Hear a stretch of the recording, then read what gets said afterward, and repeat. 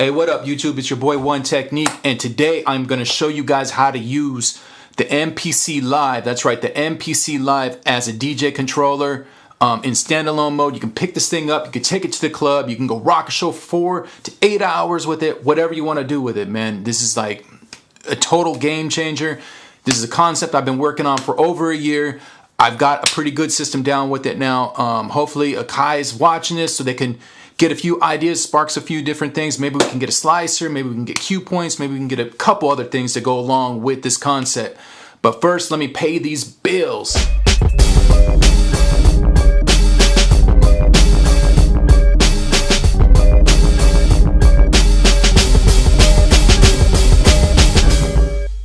Alright YouTube, I finally got my shit together. I finally developed my own website. So there it is, man. Now everyone that had asked me, where can I get your beats? Where can I get your beats? That's where you can get my beats. I got exclusives, I got lease beats, I got prices starting off at 20 bucks for beats.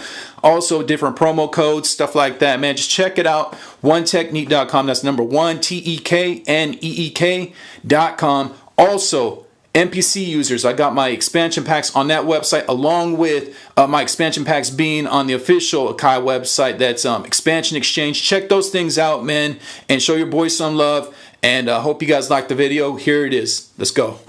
Okay, so let's talk about all the issues we may have using the MPC to DJ. First off, let's talk about how much RAM we got inside the MPCs. Basically 2 gigs of RAM, 2 gigs of RAM. So that's before using the system and all the system resources and whatever, how much RAM that actually takes to run the system inside the MPC. Let's just say we got about 1.5 gigs, right?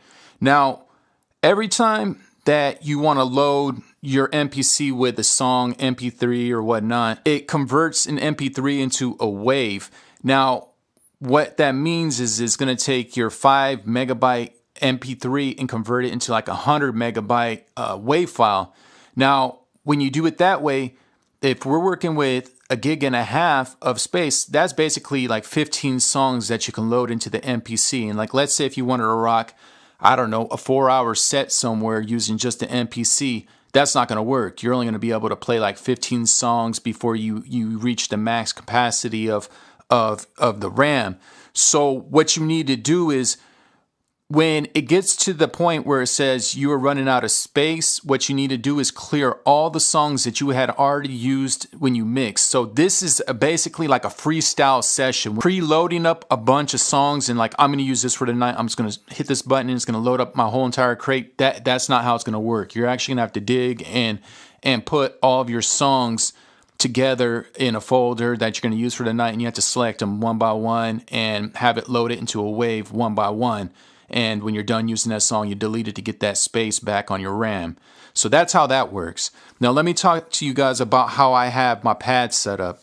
So whenever you're DJing, right, you have a left deck and a right deck, right? So when you're DJing, that's what it is. So my left deck in this case is going to be this blue pad on the bottom. Then my right deck is going to be this deck right here with the blue one once again. Now in the middle, this is kind of where I load my drops, my DJ drops. So One technique. These ones are empty. I don't have anything else there. I just got my one tag right there. Now these red ones on the side, I use like sweeps, swishes and sweeps and stuff. And I use those basically to help you make the transition sound better when you mix out from one song to the other, because obviously you can't really like scratch and you can't do all those things just yet. I'm not saying that those things aren't possible and they can't happen in the future, especially the way that Akai has been really attacking the industry by giving these awesome updates lately.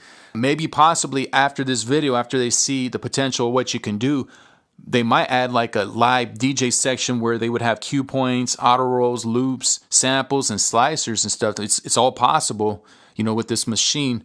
So that's basically how I got my pads set up, right? Now, in order for you to mix songs, you have to have it in warp mode. You have to have your MPC set up in warp mode, so whenever you load a track, it's going to warp it for you. And the purpose of warping it is that you want it to keep at that BPM right there.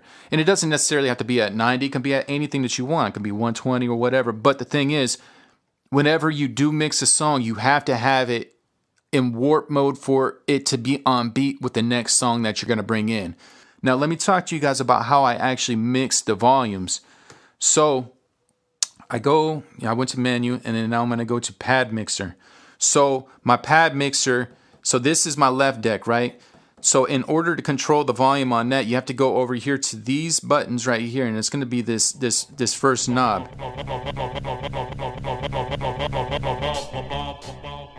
So that's your fader, that's your mixer right there for your left deck. Now for your right deck, same thing.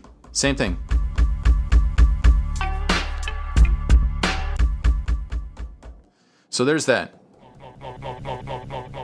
Okay, so before we even try to bring anything in, what we need to do is make sure that we're working with around the same BPM on the songs that we're working with. So in order for you to do that, this is how I have my crate set up inside the MPC Live.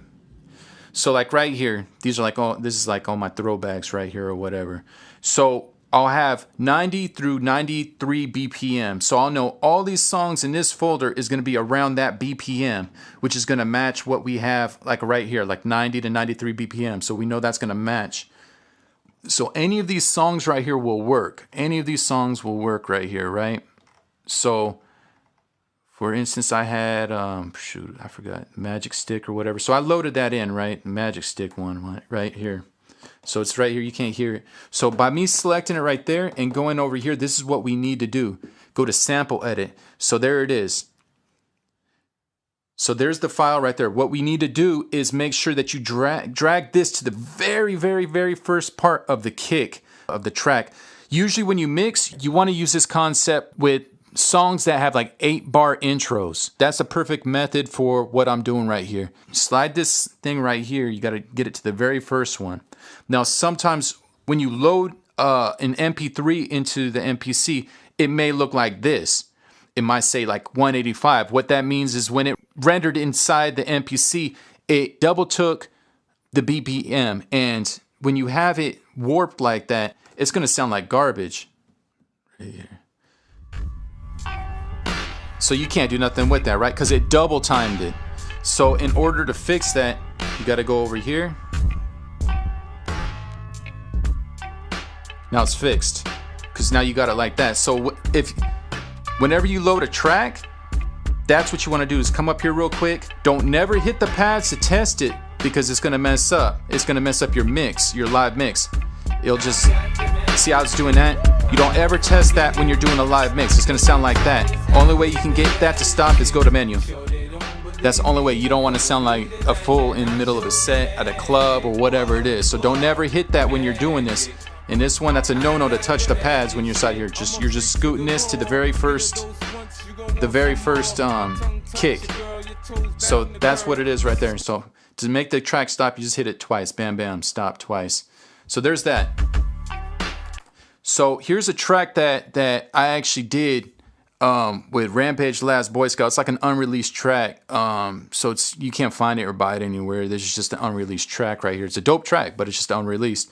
So I'm going to use that so I won't get in trouble with the copyright. I know I just played 50 right now. Hopefully, I'm not going to get hit with that and they won't take this video down. So here's this song. So in order to make this one work, I'm going to go over here. And now right here, I can control this. Right?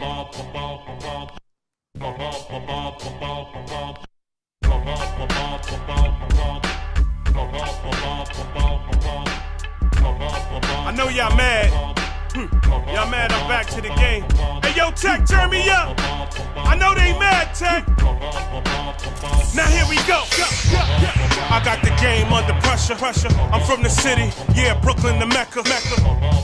Time to take it to the streets. One Tech on the beat. I'm laying it down, here come the beast. Shitting on y'all, fuck the peace. So that's basically it. So that concept right there kind of works with however. So I'm going to show you guys real quick on the process of me actually digging through the crate and loading up another joint while one's playing. So let me go back to this one real quick. So there's that, right? First off, you want to make sure that your volumes are down on your other deck. I'm playing the left deck right now. You can see the volumes right here. This is the left deck. This one's quiet right now. I know y'all mad. Y'all mad I'm back to the game. So you make sure that Hey, yo, volume's Tech, always turn me down up. after you do the mix. I know they mad, Tech. Now here we go. I got the game under pressure. I'm from the city, yeah, Brooklyn to Mecca. Time to take it to the streets. One Tech on the beat. I'm laying it down, here come the beast. Shitting on y'all, fuck the peace. I'ma never hold my tongue. My mouth shoot off just like a gun. I got a load of clip. 50 racks, I hold a grip. Rolling these dice, so don't trip. I got my game face on. Buzzing the streets, the page on. I ain't taking no surrenders. I'm going at all top contenders. I don't care friend or foe. This is how the story gotta go. I ain't gotta brag and boast. Live from Brooklyn with the toast. I blast you if you playing me close. I'm on the blogs and the covers. Lyrical lieutenant, no other. Right now I'm burning rubber. I'm spitting this flow straight from the gutter. Don't get mad right now, my chain is longer than yours. And the bitches that I fuck look better than yours. Hardware on my wall, I got crazy awards. One Tech for the beat, we got crazy force. Don't get mad right now, my flow is better than yours. And the cities that I'm rocking much broader than yours. All them shorties, all them groupies straight giving the draws. Yo, I'm back to the game with the crazy force. 3 hops, or get your head flown 3 blocks. L keep rappers hearts pumping like beatbox. And every day I gain clout. So that's pretty much it. And you can keep it going. But the thing is, when it gets to a point though, and it says that you have no more RAM, in middle of the mix, you got to go back over here and you have to just easily delete that file. So that's basically it, man. That's how I got it set up where you can mix. It actually sounds really good. Whenever you have to change the BPM, you want to speed it up, slow it down, just go back over here to your main one and, you know, just raise it up. You know, whenever you're playing a song, for instance. Oh, wait. So right here, right? Listen to it.